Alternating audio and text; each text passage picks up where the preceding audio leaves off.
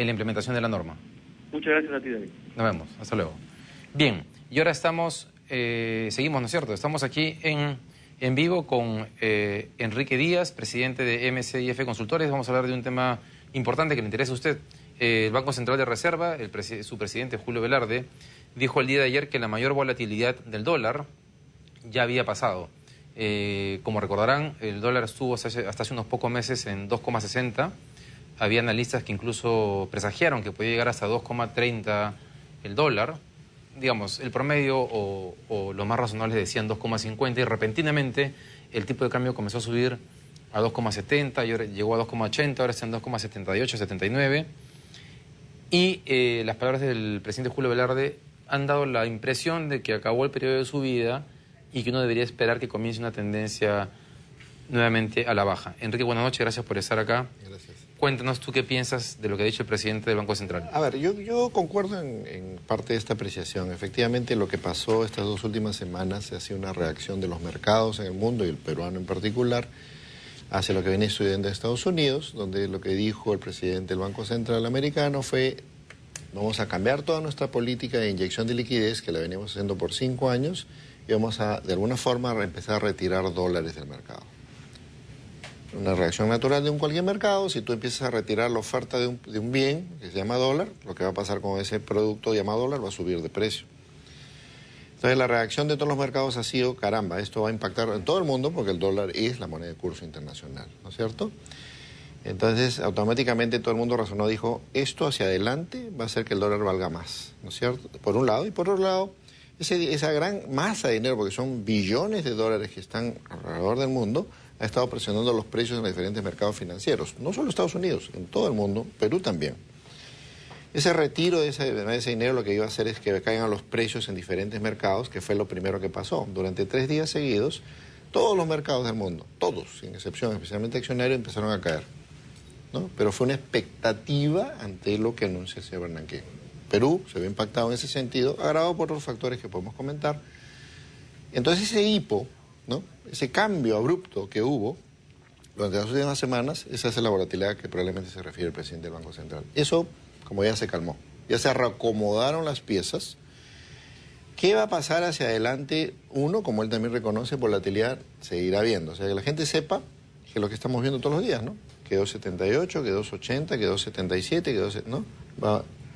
Lo que sí es cierto, como tú comentabas de inicio, es que ya vamos a tener que dejar de la memoria un tiempo, que ese 2.50 que nos está anunciando. Ya subió de piso, digamos, ¿no? Cambió el piso ha aumentado. Cambió de piso. Entonces ya ese piso se va a mantener, en el peor de los escenarios, 2.60, de hecho, lo que yo he comentado, pero probablemente durante un buen tiempo va a estar por encima del 2.70. En esas variables que en los últimos meses han generado el incremento del tipo de cambio, en términos de los actores locales, y también extranjeros, los principales han sido, te lo pregunto, es la compra de dólares por parte de, por ejemplo, las AFPs para invertir en el exterior, bancos tal vez, y a la vez una salida de capitales de corto plazo de los inversionistas en la bolsa o en otros mercados. Yo creo que hay dos factores, ¿ya? Hay uno que yo llamo un poco más de estructurales, ¿ya?, y otros más de coyunturas también especulativos, ¿no? Una cosa importante es que por primera vez podemos hablar, y todos lo reconocen, de que los efectos de la crisis ya nos están tocando, ¿no? La crisis, nos manteníamos un poco al margen, veníamos creciendo bien, pero uno de los primeros factores que estamos viendo en las cuentas es el tema de nuestra balanza comercial. Es decir, ya nuestras exportaciones ya no se venden como antes, hemos decrecido en precio y en cantidad, al extremo que ya lo que estamos previendo es que ya no vamos a tener excedente ahí. Eso significa en neto que tenemos menos dólares que están ingresando por la venta de nuestros productos. Es un factor que va a seguir acentuándose por la recesión o el estancamiento que hay a nivel internacional, ¿no? Ahora es un déficit, o sea, hay un déficit que no es preocupante, pero va a haber un déficit finalmente. Sí. Bueno, por lo menos del superávit que tenemos vamos a llegar a casi cero en los próximos meses. Entonces, ese es un factor que gradualmente, por sí solo, te iba a ir empujando el tipo de cambio. El resto de cosas obedece en parte a este tema de especulativo, de acomodo financiero que yo le llamo. Primero porque ha habido un flujo hacia afuera, que ha sido una reacción justamente por lo mismo, ¿no? Cuando hay este anuncio en Estados Unidos, todos los mercados más riesgosos, entre esos Perú, por supuesto, ven que se retiran parte de los fondos buscando otros destinos, ¿no? Eso significa que retiran y entonces automáticamente eso presiona por el dólar. Internamente tienes las AFPs, tienes los fondos mutuos, tienes los bancos, por supuesto, que miran lo mismo y tratan de reacomodar sus cuentas, tratando de protegerse también en parte ante la eventual subida del dólar. O sea, lo que hace todos estos movimientos es que acelera la subida. Claro. Es lo que en el corto plazo, por lo menos. En el corto plazo que todos reacomodan sus portafolios. Así es. Y lo que está conversando el presidente del Banco Central es eso. Ya se reacomodaron, por ahora vamos a estar tranquilos. No sé cuánto tiempo vamos a estar tranquilos, porque el asunto es que mientras no se esclarezca lo que va a pasar en Estados Unidos, y no está definido, podemos seguir un poco con varios de estos episodios, ¿no? La Reserva Federal diciendo y no diciendo, que dice, todavía no lo ha hecho, ojo, todo el mundo ha anunciado que a fines de año comenzaría el retiro. Dijo que probablemente. Probablemente. Entonces, el momento correcto no se sabe, los mercados se han tratado de anticipar, y si siguen avisos un poquito ambivalentes va a seguir pasando este tipo de reacciones. Pero de repente decirlo es como diciendo, vayan acomodándose porque esto va a pasar, tampoco es...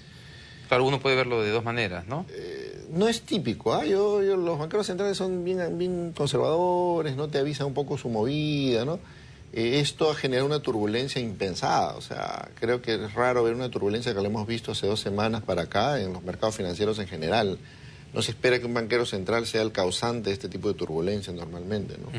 Ahora, comentábamos antes de comenzar la entrevista, el programa, que había especulación o ya, digamos, certeza del cambio del presidente de la Reserva Federal.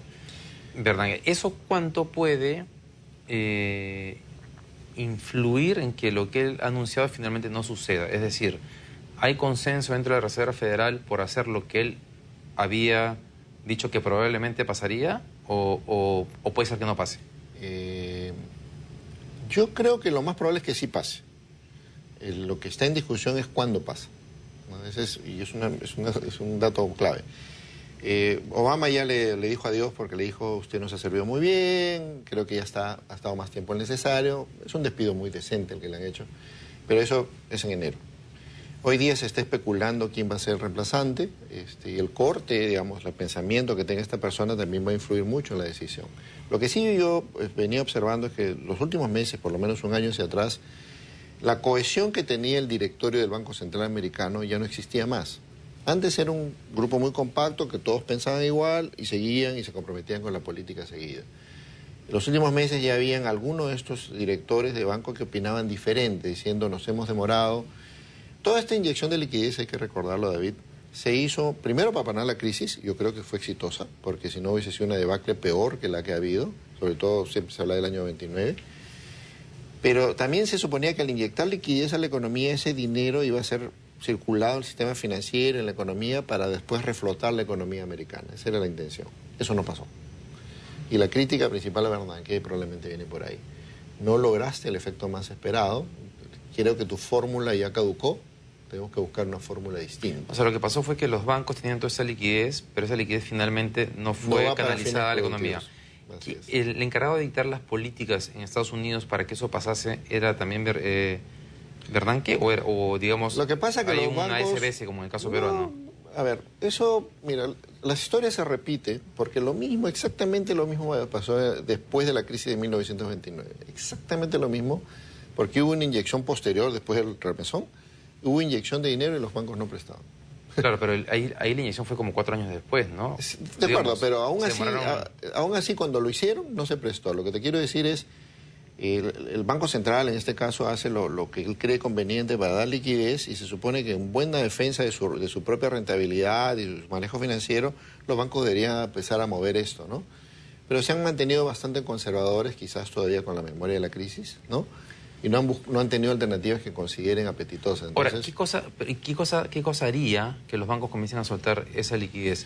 Yo creo que se va a generar en un momento, por eso yo creo firmemente, de que una vez que se asienten los indicadores, porque no se han asentado ahorita, son variopintos, ¿no? Algunos buenos, algunos malos, pero una vez que los indicadores económicos de Estados Unidos se asienten, se genera un círculo virtuoso, porque las expectativas de la gente cambian, ¿no? La tendencia cambia y los bancos sienten que hay mayor poder económico para poder dar plata, para recibir el préstamo de vuelta, y se genera un círculo virtuoso.